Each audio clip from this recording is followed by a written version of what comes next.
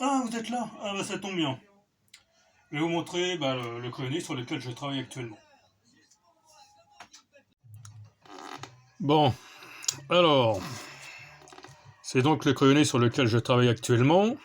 Alors, si vous vous rappelez sur le brouillon dans la vidéo, l'une des vidéos précédentes, on a la petite équipe sur le surf magique et qui arrive dans une salle gigantesque où il y a des semeurs de ville. Les semeurs de ville, c'est donc cet engin qu'on a vu dans le tome 1, donc il fait à peu près 1 km de haut, et qui bouffe la terre, les cailloux, les forêts par devant, et ça ressort par derrière sous forme de ville. Voilà, semeur de ville. Donc là, avec ce brou, là c'est le crayonné préparatoire pour que j'ai les dimensions. Donc vous vous rappelez, on voit les personnages, et là j'ai commencé à placer les premiers semeurs de ville. Donc là j'ai rajouté une feuille pour voir bien les dimensions à peu près exactes, pour m'en tirer avec la perspective. Et donc on voit qu'on en verra jusqu'à l'horizon. Alors en fait, au bout d'un moment, comme les passerelles se rejoignent de loin, parce qu'en fait chaque engin fait 1 km de haut à peu près, il y aura un moment où ça se confondra en fait. Voilà. Donc je vais commencer par détailler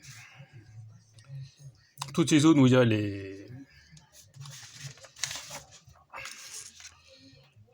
qui correspond à cette partie technique, c'est-à-dire les espèces de buildings qu'il y a au sommet de chaque engin. Et donc ça fait comme dans une boîte 2, sauf que là il y en a beaucoup. Évidemment, là c'est que le noir et blanc puisque c'est un crayonné, donc la couleur. Les passerelles seront dans un espèce de gris foncé presque noir. Les semeurs de ville, ils sont dans une espèce de gris moyen. Et tout au fond, le mur du fond, pas gigantesque, ça sera là, un espèce de gris moyen avec toutes les lumières qu'on voit ici. Il faudra que je mette un côté bleuté à l'arrière-plan pour donner vraiment l'impression de grande distance. Et donc, comme là c'est un crayonné, on se rend pas trop compte, quoi. Voilà.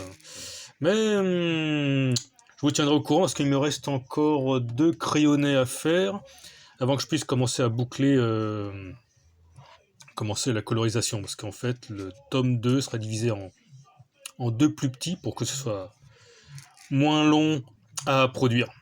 Voilà, parce que le tome 2, à la base, il fait plus de 90 pages, mais bon, le temps de faire, c'est ça qui est long, l'illustration, toute la colorisation, vaut mieux le diviser en 2, comme ça il y aurait une première mouture, fin 2024, voilà. Et voilà, c'est tout pour aujourd'hui, et que la patate vous protège.